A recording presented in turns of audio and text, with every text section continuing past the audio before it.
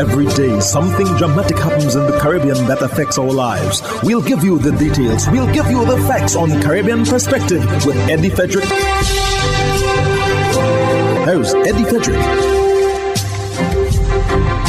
So glad you can join us. Bahamians urged to brace for inflation. So should the citizens of other Caribbean islands. This story takes the lead in today's edition of Caribbean Perspective for Friday, 2nd September 2022. Details when we return. The hurricane season is now upon us, so we as Caribbean people need to remember to think safety and be prepared. Avoid venturing outside during a storm or hurricane, especially if there are strong winds. Rooftops and other debris are often blown about and can cause great damage.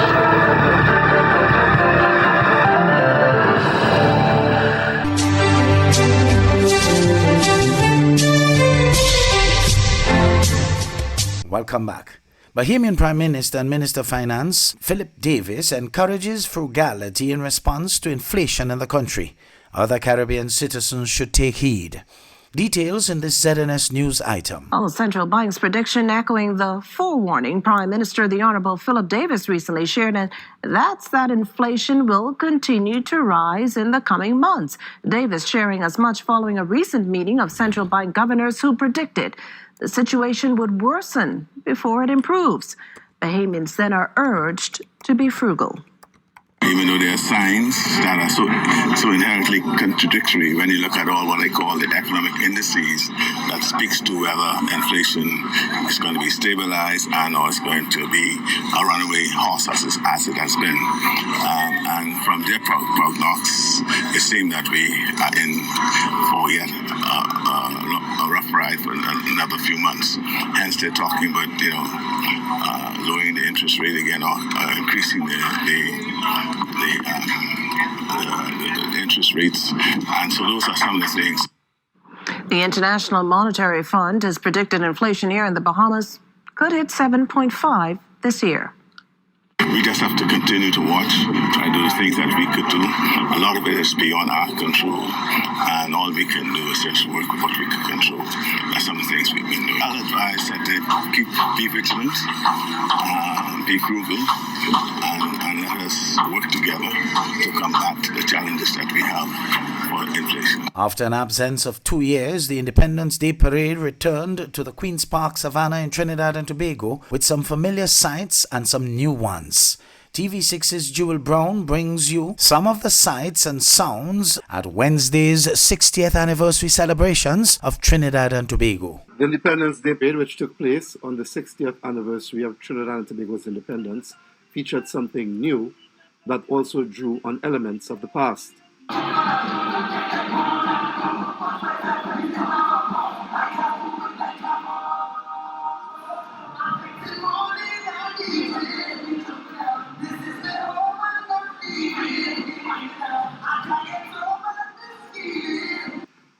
A precision drill of members of the Defense Force, the Police Service, the Fire Service, the Prisons Service, and the Cadet Force, who were dressed in uniforms of the past.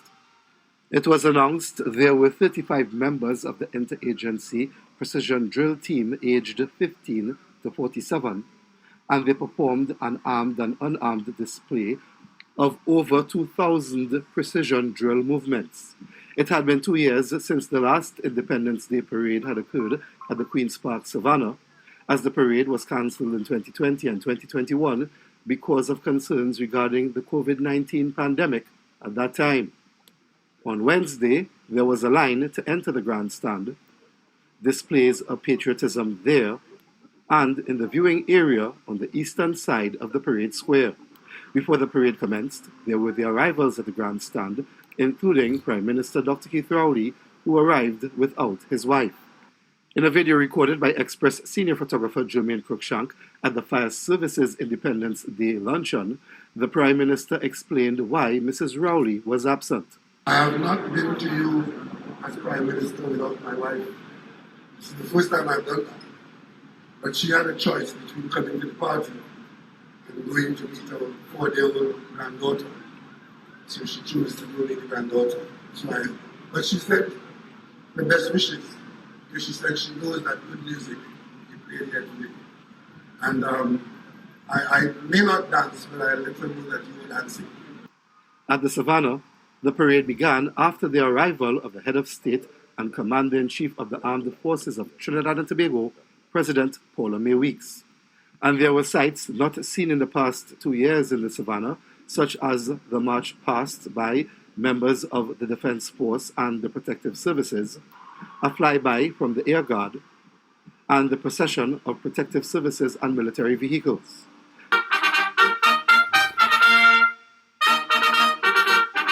After the parade in the Savannah, there was a toast to the nation hosted by the President at the nearby National Academy for the Performing Arts. Now, it is not normal in raising a toast such as this to give salutations or to pick out any one person in particular.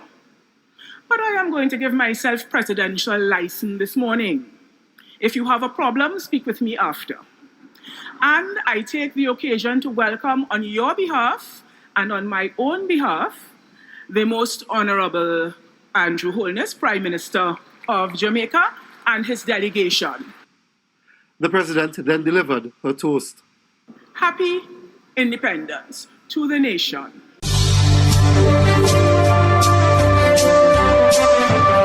You're listening to Caribbean Perspective with Eddie Frederick.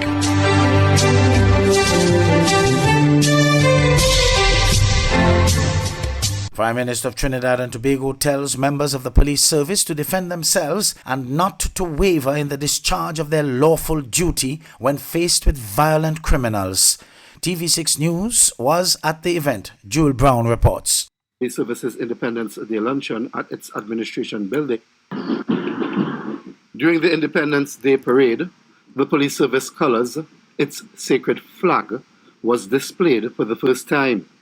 Later, at the Police Services Independence Day luncheon at its administration building in downtown Port of Spain, Prime Minister Dr. Keith Rowley spoke about legal firearms as he also referenced the amount of violent crime being committed with illegal firearms. The only purpose you acquire a firearm for is to maim and kill. And the law which permits you to do that is very, very narrow. But the criminal element has no restrictions once they have laid their hand on a firearm. I hear from time to time people asking for criminals to be shot in the leg. That is not a feasible proposal, because I know, as head of the National Security Council, when you encounter an illegal firearm, the purpose of that barrel is to discharge a propellant to kill you. The Prime Minister called on the police to, in his words, stay on the line, as he recently suggested that violent crime in Trinidad and Tobago should be declared a public health emergency. You have 100% support from the government and people of Trinidad and Tobago. Do not waver in your discharge of your lawful duty. And I want to emphasize that. Do not waver in the discharge of your lawful duty. The authority invested in you in that uniform or that badge is all we have that stands between us and the marauding criminal element. As he made an apparent reference to the special payment public healthcare workers are to get from the next budget, the Prime Minister also thanked the police service for its role during the COVID pandemic. While a thank you coming from the Prime Minister or from the nation, maybe all that would be different in your pay packet, rest assured that no reasonable citizen in this country could say that you did not expose yourself for the people of Trinidad and Tobago. And as the government is preparing the budget for fiscal 2023, we will find the resources. We are not without restrictions, but we will find the resources to keep you whole, keep you trained, keep you protected, so that you can discharge your responsibility to all the people of Trinidad and Tobago. Prime Minister Rowley was joined by Jamaica's Prime Minister Andrew Holness, who is on an official visit to Trinidad and Tobago for the nation's 60th independence anniversary celebrations. Raise our glasses to the Trinidad and Tobago police services, and may God continue to bless Trinidad and Tobago. Jewel Brown, TV6 News. As promised, we now share a second part of a two-part special interview TV6's Elizabeth Williams had with former head of Trinidad and Tobago's Public Service Reginald Dumas, who feels Trinidad and Tobago have not done too badly for 60 years, but could have done much better. As we look ahead, how do you see us going forward for at least the next decade? Well, we have to look very much at our society. It's all very well to say, we like to point fingers in this society. We would like to concentrate on effects of something rather than the causes. If something is going wrong, why is it going wrong? If there's a lot of crime in the country, for instance, as there is, why is there a lot of crime? You can't just say there are gangs. Why are there gangs? You have to examine the causes of things and try to do something about those causes. We are not doing that. Or we set up committees and then we never hear anything more about the committees. We hear that they report and we don't know then what happens to the reports.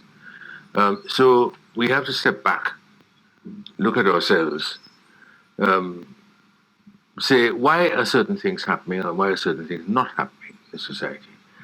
What can we do about what is happening and what is not happening in order to improve the level of the society? Some of us here in Tobago, for instance, have started a Tobago Council of Elders. We'll be meeting with a number of young people tomorrow, as a matter of fact. Yet another meeting, because we've had a couple of meetings already.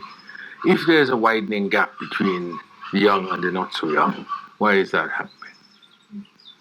And it's not only, by the way, a question of Trinidad and Tobago, it is happening elsewhere in the world. The United Nations, we had the International Youth Day just a couple of weeks ago, a little less than 2 weeks ago. And one of the points that the United Nations has made is that there is this issue of what they call ageism. We look at each other and we say them youths and them, and then the young people look at it, them old people and so on, and it doesn't help the society at all. So we have to look at all these things. We have to sit down. We have to stop pointing fingers. We are very good at pointing fingers at each other. We're very good at cussing at each other out on social media and elsewhere. And this one this and the other one that and et cetera, et cetera, et cetera. But all this doesn't help the country. We really have to sit down, look at ourselves very carefully, very impartially, as impartially as possible, because we're a mixed society and then you have all these problems of shade and color and social class and race, etc., etc., etc. And we have to look at all of those things, take all those things into account and see what kind of society. It will take time, but we should have started already. The Eastern Caribbean Supreme Court has struck down laws criminalizing same-sex intercourse in the Caribbean nation of St. Kitts and Nevis on Monday last. The ruling takes immediate effect and includes cost awarded to the claimants. Reports stated that a claim was brought against the government of St. Kitts and Nevis in January 2021 by Jamal Jeffries, a citizen of the Federation and the St. Kitts and Nevis Alliance for Equality, with the support of the Eastern Caribbean Alliance for Diversity and Equality. The claimants argued that Sections 56 and 57 of the Offences Against the Person Act, which criminalized buggery and attempted sodomy, violated provisions of the St. Kitts and Nevis Constitution, which guaranteed the right to liberty, freedom of expression, privacy, and freedom from decriminalization on the basis of sex. The court ruled that the law violated the right to privacy and freedom of expression, but did not agree that it violated the right to liberty or that the law discriminated on the basis of sex. Consequently, the court ruled that the impugned laws must be read as if they exclude consensual acts between adults in private. This decision is the second time this year that the ECSC has struck down sodomy laws after the decision negating sodomy laws in Antigua and Barbuda in July. There are now 7 Caribbean countries with active sodomy laws on the books, while this decision brings the total number of criminalization states in the world to 69. Hubbard's is once again innovating the way you shop with its new online store, providing 24-hour shopping convenience. You can shop now for appliances, hardware, houseware, building material, and more. Free delivery island-wide. Start shopping now at hubbardshardware.gd. Safe, convenient, reliable.